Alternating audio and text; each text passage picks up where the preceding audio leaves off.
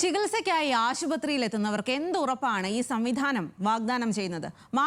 മാറി വരുന്ന ഭരണകർത്താക്കളോടാണ് ചോദ്യം. തിരുവനന്തപുരം മെഡിക്കൽ കോളേജിൽ രോഗിയുടെ കാലിൽ പുഴുവരിച്ച സംഭവത്തിൽ വീഴ്ച സംഭവിച്ചതായി റിപ്പോർട്ട്. 3-അംഗ സമിതിയുടെ അന്വേഷണത്തിൽ ഓർത്തോ ICU ജീവനക്കാർക്ക് ജാഗ്രത കുറവുണ്ടായതായാണ് കണ്ടെത്തിയത്. ആശുപത്രിയുടെ ഭാഗത്തു നിന്ന് വീഴ്ച ഉണ്ടായി എന്നതിൽ സംശയമില്ല. ഇനി വേണ്ടത് നടപടിയാണ്. സംഭവങ്ങൾ ആവർത്തിക്കാതിരിക്കാനുള്ള കരുതലാണ്. ജനങ്ങൾ എന്താണ് ഇക്കാര്യത്തിൽ പറയുന്നത് എന്ന് നമുക്ക് നോക്കാം.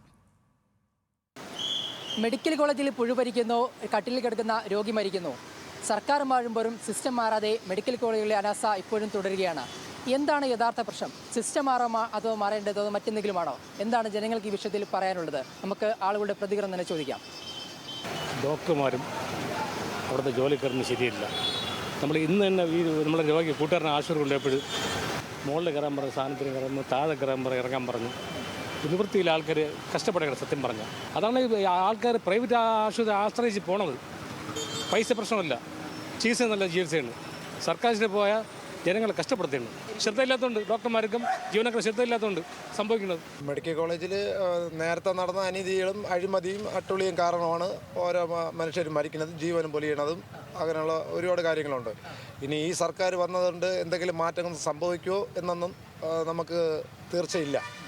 ഇത് ഇരിക്കുന്ന ആരോഗ്യവകുപ്പ് മന്ത്രിയുടെ കഴിവുകേടുകളും അവരുടെ അസിസ്റ്റൻ്റ് ആൾക്കാരുടെ കഴിവുകേടുകളും മെഡിക്കലിൽ വരുന്ന നല്ല ട്രീറ്റ്മെൻറ്റ് കൊടുക്കാതെ വരുമ്പോഴും മറ്റുള്ളവർക്ക് പല രീതിയിലും പോകും. മെഡിക്കൽ കോളേജിൽ ആർക്കും ഉത്തരവാദിത്തമില്ല. അതായത് എന്ത് ചെയ്യണമെന്നോ എവിടെ ചെയ്യണമെന്നോ എങ്ങനെ ചെയ്യണമെന്നുള്ള ബോധ്യമില്ല. പിന്നെ തന്നെയല്ല എല്ലാം പണത്തിൻ്റെ മുകളിൽ തന്നെയാണ്. പണമുള്ളവനും ഒരു സൂട്ടും കോട്ടും ഇട്ട് അല്ലെങ്കിൽ കാറയിൽ വരുന്നവനൊക്കെ അവരൊക്കെ പ്രത്യേകമായിട്ട് നോക്കും. അല്ലാത്തവരുടെ കാര്യം ഇങ്ങനെയൊക്കെ തന്നെയാണ്. പണമുണ്ടോ അല്ലെങ്കിൽ പിടിപാടുണ്ടോ അവിടെ കാര്യമായി നോക്കും. ഇല്ലെങ്കിൽ കണക്കാണ്. അത് ഗവൺമെൻറ് ആശുപത്രികളിലൊന്നും ഡോക്ടർമാർ ശമ്പളം വാങ്ങിക്കാൻ മാത്രമല്ല ഇരിക്കുന്നത്, രോഗികളെ നോക്കാനായിരിക്കുന്നത്. അവർക്ക് ശമ്പളം മാത്രം കിട്ടിയാൽ മതി. 30 ദിവസം ഒന്നാകുമ്പോൾ ലക്ഷങ്ങൾ കിട്ടും, അവർക്കത് മതി. പഴയ കാലങ്ങളൊന്നും അല്ല ഇപ്പോഴും. ഡോക്ടർമാർ നോക്കുമ്പോൾ ആളെ സൈസ് നോക്കും. ഒന്നീ ഇത്തിരി പണമുള്ള ശേഷിയാണോ ആളാണോ അതോ പാവപ്പെട്ടവരാണോ എന്ന് നോക്കും. പാവപ്പെട്ടവരാണെങ്കിൽ അവിടെ കിടന്നു നോക്കും. പണക്കാരാണെങ്കിലുണ്ടല്ലോ അവർ നല്ലവണ്ണം നോക്കും. അവർക്ക് മറ്റേ മണി കിട്ടും.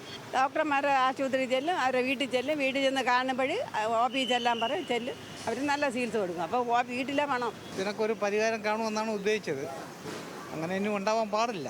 മനസ്സിലായില്ലേ? അത് ഗവൺമെൻറ് അത് ഗൗരവമായി ശ്രദ്ധിക്കണം. കാരണം കഴിഞ്ഞ കാലങ്ങളിലെല്ലാം ഓരോരോ കഴിഞ്ഞ ഗവൺമെൻറ്റുകൾ കുറ്റം പറഞ്ഞ് അങ്ങനെയാണ് ഇങ്ങനെയാണെന്ന് പറഞ്ഞൊക്കെ കുറ്റം പറഞ്ഞുകൊണ്ടിരുന്നു. ഇനി അതങ്ങനെ ഉണ്ടാവാൻ പാടില്ല. ഡോക്ടർമാർ ഓരോരുത്തരും ഓരോ രീതിയാണ്. അപ്പോൾ പ്രശ്നങ്ങൾ ഉണ്ടാവാം, അത് പരിഹരിക്കണമെന്നേ ഉള്ളൂ. ഈ മാറി മാറി വരുന്ന സർക്കാരുകൾ ഈ ആരോഗ്യ വിഷയത്തിൽ വളരെ അലംഭാവമാണ് ഉണ്ടാകുന്നത്.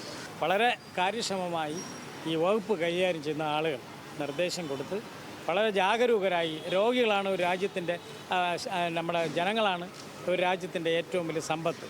ആ ജനങ്ങളുടെ ആരോഗ്യം, വിദ്യാഭ്യാസം, യാത്രാ സൗകര്യം, ജലം, ആരോഗ്യം, ഇത് പ്രധാനപ്പെട്ട, അതിൽ ഏറ്റവും പ്രധാനപ്പെട്ട ഒരു രാജ്യത്തിൻ്റെ ഭരണഘടനയിൽ പറഞ്ഞിരിക്കുന്നത് ആരോഗ്യമാണ്.